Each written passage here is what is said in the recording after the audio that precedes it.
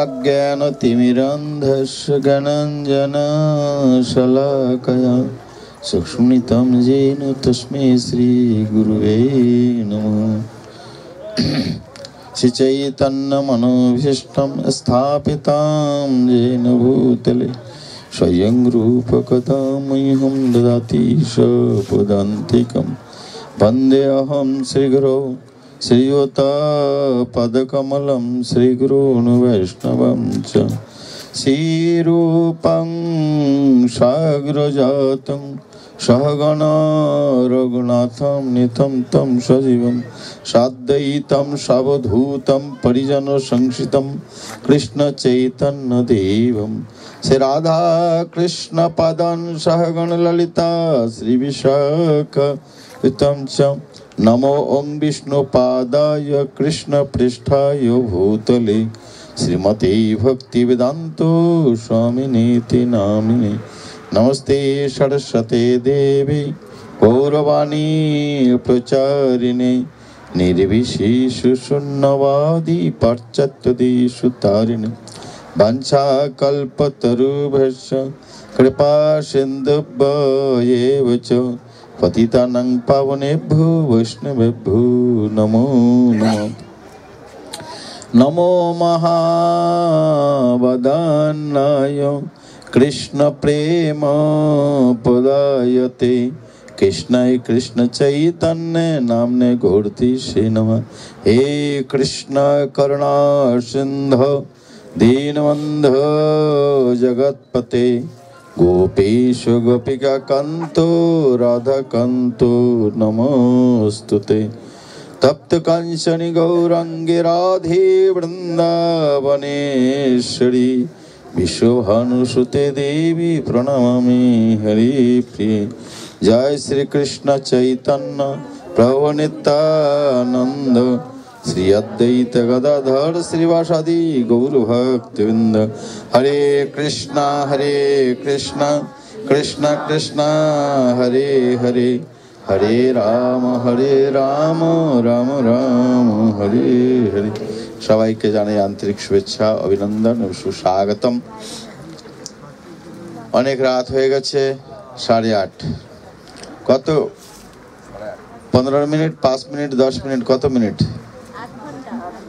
आध घंटा कम से कम के बोललेन आध घंटा আর 1 ঘন্টা। গৌর কথা হবে না কৃষ্ণ কথা?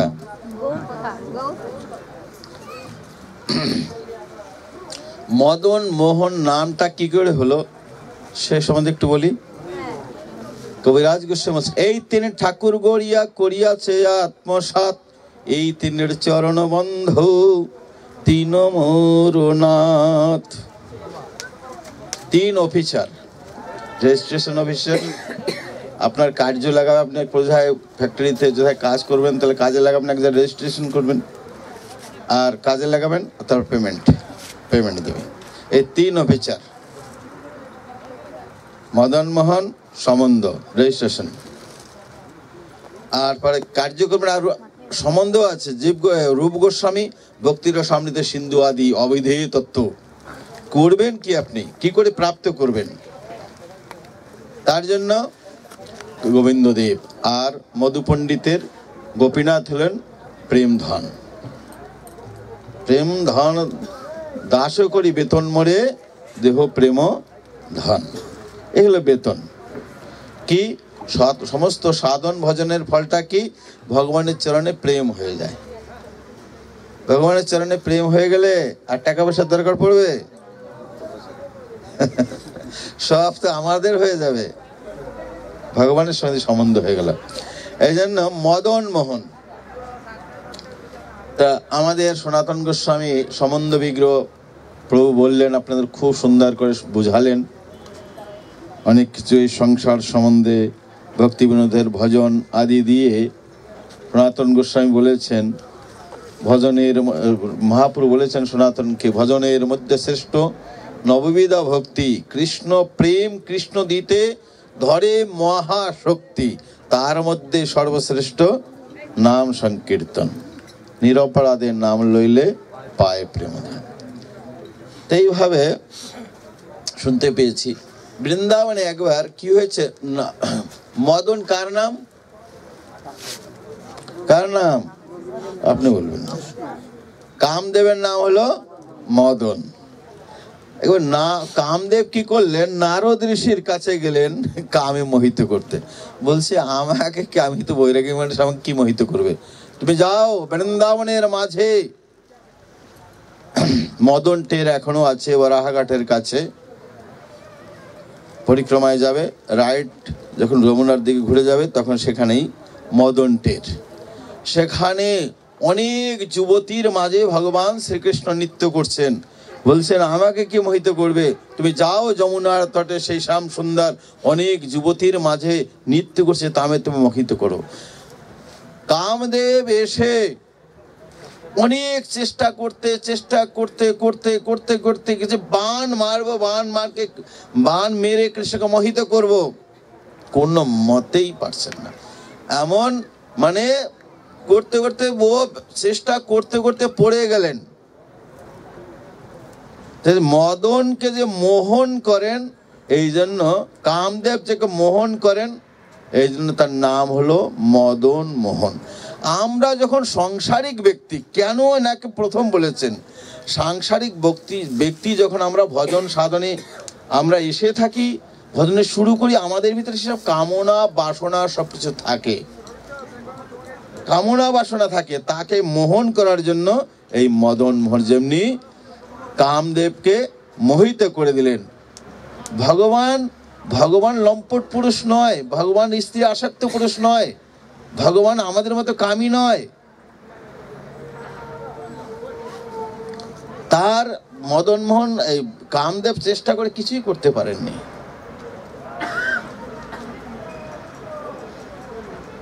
কাম প্রেম দুহাকার বিভিন্ন লক্ষণ, কাম অন্ধতম প্রেম নির্মল ভাস্কর। বিষয়ে থাকিতে কৃষ্ণে প্রেম নাহি হয়, বিষয়ের দূরে কৃষ্ণ জানি হো নিশ্চয়। তা কাম থাকতে প্রেম হবে না, প্রেম থাকলে কাম হবে না। এইভাবে মদন মোহন হলেন তার নাম। সেই থেকে যখন মোহিত হয়ে গেলেন কামদেব, তখন থেকে তার নাম হলো মদন মোহন। ঠিক আছে, আমরা এখন গৌর কথায় আমরা এখন তাহলে বীজ নাশ করে দিয়েছি। বীজ নষ্ট না হলে জন্ম মৃত্যু ব্যাধি আর ছুটবে না। যখনই বীজ নষ্ট হবে তবেই অঙ্কুরিত হবে অন্য জায়গা। এইভাবে মহাপ্রভু এসেছেন পঞ্চতত্ত্ব অবতীর্ণ চৈতন্যের সঙ্গে, পঞ্চতত্ত্ব লইয়া করে সংকীর্তন রঙ্গ। স্বয়ং ভগবান কৃষ্ণ একলা ঈশ্বর, অদ্বিতীয় নন্দাত্মজ রসিক শেখর, রাস আদি বিলাসী বোঝ লালনা নাগর, আর যত সব দেখো তার সেবক অনুচর। তাই বললেন স্বয়ং ভগবান কৃষ্ণ একলা ঈশ্বর, অদ্বিতীয়, তার কম্পিটিশন দেওয়ার জন্য সবার কম্পিটিশন থাকে, এর মতো ওর মতো, কিন্তু ভগবানের সঙ্গে অদ্বিতীয়, আর দ্বিতীয় কেউ নেই। অদ্বিতীয় সে কে, অ্যাড্রেসটা কি? নন্দ আত্মজ রসিক শেখা, রাসাদি বিলাস বোঝে লালনা, গোপীদের নিরাস বিলাসী, আর যত সব সেবক আর অনুচার। একলা ঈশ্বর কৃষ্ণ, আর সব ভিত্ত, যারে জৈসে না চায় সেই তৈসে করে নিত্য। এইভাবে উনি বললেন। তখন কৃষ্ণের মাধুর্যে অদ্ভুত স্বভাব, আপনি আশা দিতে কৃষ্ণ ধরেন ভক্ত ভাব, ইথে ভক্ত ভাব ধরেন চৈতন্য গোসাই, ভক্তির স্বরূপ তার নিত্যানন্দ ভাই, ভক্ত অবতার তার আচার্য গোসাই, এই তিন তত্ত্ব সবে প্রভু করি গাই, এক মহাপ্রভু আর প্রভু দুই জন, দুই প্রভু সেবে মহাপ্রভুর চরণ, এই তিন তত্ত্ব সর্বরা আরাধ্য করি মানি, চতুর্বেদে ভক্ত তত্ত্ব আরাধক জানি। এইভাবে সেই কৃষ্ণ, কৃষ্ণের মাধুর্যে এক অদ্ভুত স্বভাব, নিজে স্বয়ং ভগবান সেই আস্বাদন করতে এলেন। স্বয়ং কৃষ্ণ ইথে ভক্ত ভাব ধরে চৈতন্য গোসাই, ভগবানের রূপে তা আস্বাদন করা সম্ভব না। এই জন্য কি করলেন, উনি ভক্ত ভাবে এলেন। এই জন্য ভক্ত ভাবে মহাপ্রভু এসেছেন। আমাদের ভগবান খুব সুন্দর। কি করে ভক্তি করতে হবে অভ্যাস করে, নিজে অভ্যাস করে আমাদের দেখালেন। আপনি না কইলে ধর্ম শিখানো না যায়, এই তো সিদ্ধান্ত গীতা ভাগবতে গায়। তাই মহাপ্রভু নিজেই আচরণ করলেন ভক্তি। এমন সম্প্রদায় আর কোথায় পাবে যে ভক্তি, যে পন্থাকে নিজে ভগবান আচরণ করে দেখিয়ে দিয়েছে।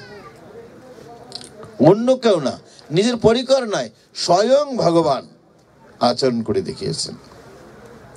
এই অদ্ভুত স্বভাব ইথে ভক্ত ভাবধারণ চৈতন্য গোসাই। কৃষ্ণের মাধুর্য, কৃষ্ণের মাধুর্য এমনই যে কৃষ্ণের নিজেই আস্বাদন করতে ইচ্ছা হয়, নিজে নিজে আলিঙ্গন করতে ইচ্ছা হয়। সংসারে কি যার যে গুণ থাকে সেই গুণের দ্বারা অন্যকে আকৃষ্ট করতে চায়, কিন্তু ভগবানের কৃষ্ণের মাধুর্যের এক অদ্ভুত স্বভাব ইথে ভক্ত ভাব ধরেন, তো নিজে আস্বাদন করতে নিজের ইচ্ছা হয়। এইভাবে আমরা দেখতে পাই। তো ভগবান সেই ভক্ত রূপে এলেন চৈতন্য মহাপ্রভু, ভক্ত স্বরূপকে নিত্যানন্দ বলরাম, আর মহাবিষ্ণু এলেন ভক্ত অবতার। এই তিন তত্ত্ব সর্ব আরাধ্য করি, মানে আরাধ্য আর আরাধক। আমরা কি আরাধক, সমস্ত যারা ভক্ত আছেন তারা আরাধক আর আরাধ্য ভগবান ব্রজেশ তনয় তদ্ধাম বৃন্দাবনম।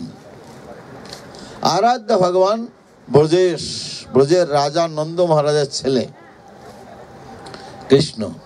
এইভাবে আরাধ্য ভগবান। এই তিন তত্ত্ব আরাধক, আরাধ্য, আর আমরা যত সাধক যা সাধনা করেন তারা হলো আরাধক। বোঝা গেল আরাধ্য আর আরাধক। না বুঝলে হাত উঁচা করুন।